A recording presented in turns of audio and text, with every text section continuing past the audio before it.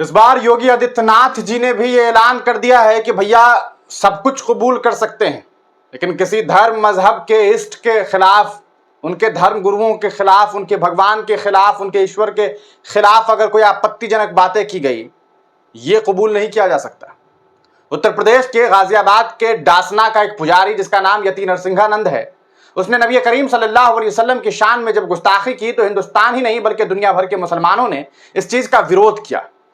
हरमैन शरीफैन से ये ट्वीट करके लिखा गया कि हमारे नबी के खिलाफ आपत्तिजनक बातें की गई है, आखिरकार उस व्यक्ति को सजा क्यों नहीं दी जा रही है। तब मेन स्ट्रीम मीडिया ने हिंदुस्तान में यह खबर प्रकाशित करनी शुरू की कि कुछ ही लम्हों में यति नरसिंहानंद की गिरफ्तारी हो सकती है। ये सूत्रों से खबर सामने आ रही है।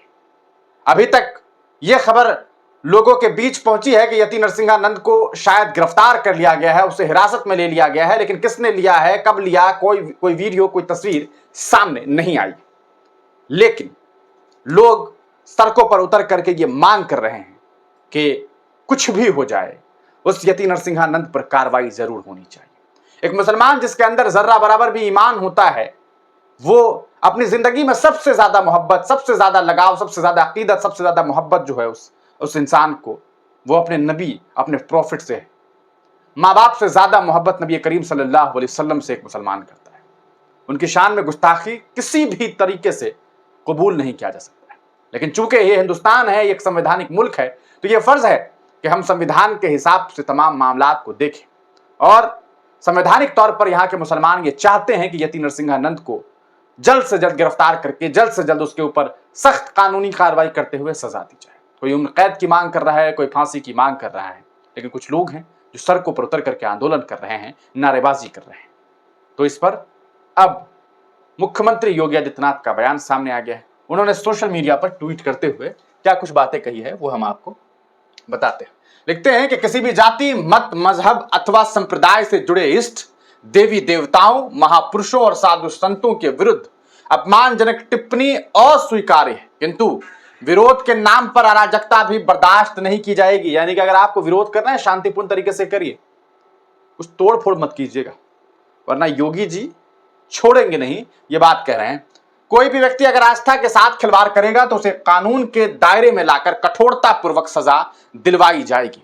अब देखना यह है कि योगी जी ने ये ट्वीट तो किया है, तो उस डासना के पुजारी को कैसी सजा योगी जी दिलवाते हैं, क्योंकि उस व्यक्ति ने तो योगी आदित्यनाथ जी को भी नहीं छोड़ा था।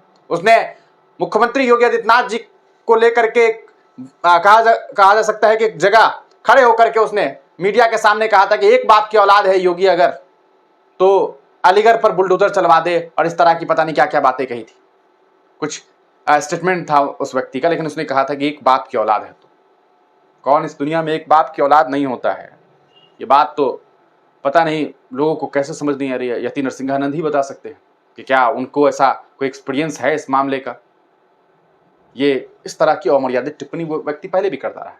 और आपको बता दें, एपीजे अब्दुल कलाम साहब के बारे में उसने गलत टिप्पणी की, किसी को नहीं छोड़ा था, और अंत में उसने नबी पाक सल्लल्लाहु अलैहि वसल्लम की शान में गुस्ताखी की, जो किसी भी तरीके से सही नहीं।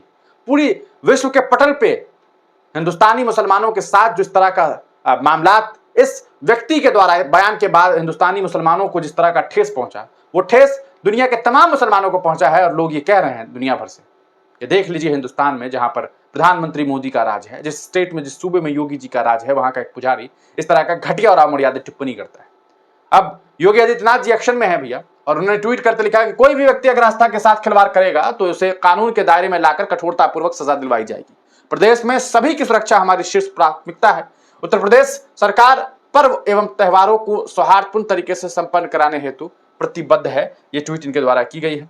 योगी जी, मानिए आपके तंत्र में खामी है। कुछ लोग सस्ती पब्लिसिटी के लिए इस्लाम को अपशब्द कहना फैशन समझते हैं। यूएपीए से लगाकर मोहम्मद साहब की बेअदबी करने वाले नरसिंहानंद को सबक सिखाएं। कानून व्यवस्था बनाए रखने के नाम पर दोहरा मापदंड ना रखें। ये बात अश्वनी ने लिखी है। अर्जुन मेहर लिखते हैं, ये कानून नफरत फैलाने वाले नारंगी खटमलों पर लागू क्यों नहीं होता है। अभय प्रताप लिखते हैं, हमारे पवित्र शिवलिंग को फव्वारा कहा जाता है। नवरात्रि में दुर्गा माता को गालियां दी जा रही है, सर्तन से जुदा के नारे लगाए जा रहे हैं। ऐसे करने वालों पर कानून का वज्र प्रहार करो महाराज जी। देश आपको बहुत बड़ी उम्मीदों से देखता है, इन उम्मीदों को कमजोर मत पड़ने देना महाराज जी। ये अभय प्रताप सिंह लिख रहे हैं। और ओसके जैन लिखती हैं, बहुत बढ़िया बाबा जी, हमारे धर्म के खिलाफ गलत बोलना नहीं सहन किया जाएगा। बलियान लिखते हैं, बेहतरीन कानून अपना काम करे पर सड़कों पर फैसला नहीं हो सकता। इसमें कोई शक नहीं है कि सड़कों पर फैसला नहीं होना चाहिए, फैसला अदालत करेगी। लेकिन मामला ये है कि भैया आप गिरफ्तारी तो कीजिए, आप उसे अरेस्ट तो कीजिए, आप उनके ऊपर सही तरीके से धाराओं का इस्तेमाल तो कीजिए।